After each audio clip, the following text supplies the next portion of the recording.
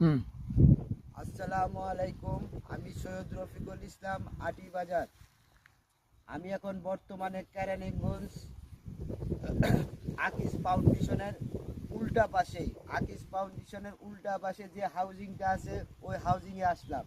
এখানে আমার একটা 3 কাঠা প্লট আছে। 3 কাঠা একটা প্লট আছে। এই যে দেখেন 3 কাঠা প্লট। এই প্লটটা নিতে পারেন, যার দরকার সে যোগাযোগ করতে পারেন। প্লটটার মূল্য হলো পার কাঠা 35 লাখ টাকা।